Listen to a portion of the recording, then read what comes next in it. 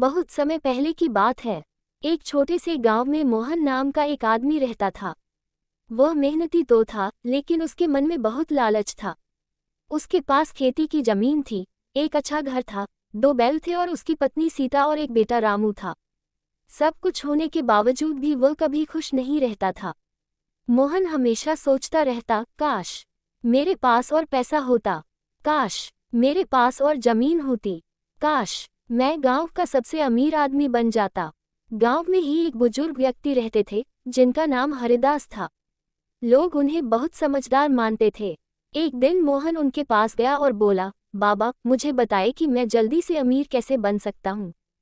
हरिदास मुस्कुराए और बोले, बेटा, मेहनत और संतोष ही सच्ची दौलत है। लेकिन मोहन को ये बात पसंद नहीं आई।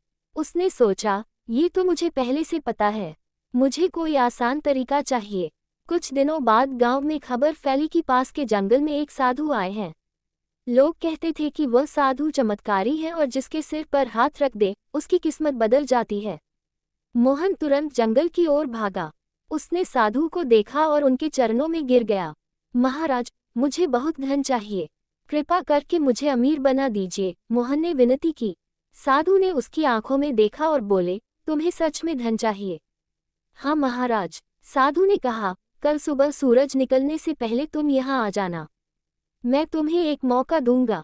मोहन खुशी से झूम उठा। वह घर आया और रात भर सो नहीं पाया। वह सोचता रहा कि अब वह बहुत अमीर हो जाएगा।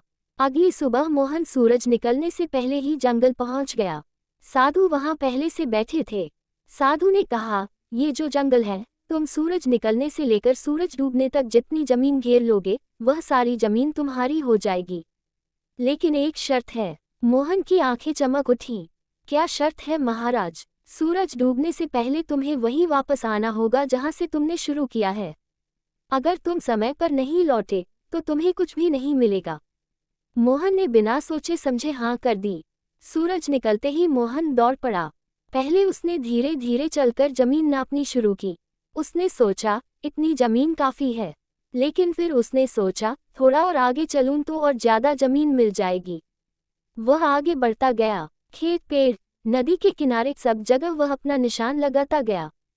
दोपहर हो गई, धूप तेज हो गई। प्यास और थकान से उसका गला सूखने लगा।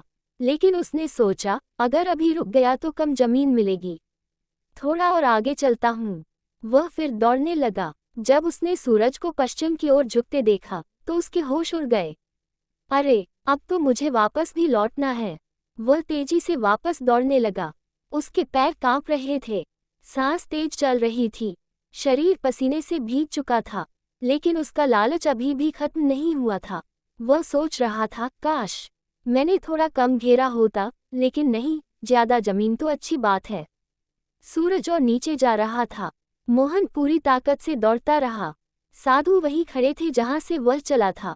जैसे ही सूरज डूबने वाला था, मोहन आखिरी कदम लेकर साधु के पास पहुंचा। लेकिन तभी वह जमीन पर गिर पड़ा। उसकी सांस रुक चुकी थी।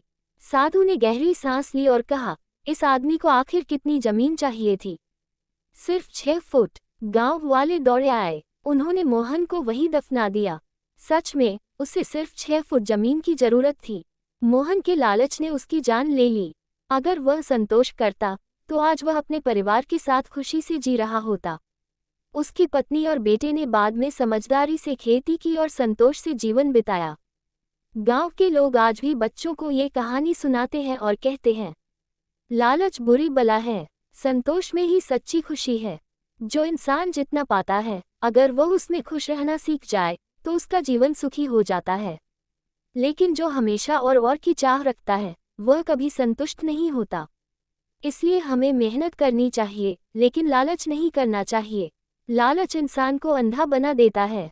संतोष सबसे बड़ा धन है, जीवन धन से ज्यादा कीमती।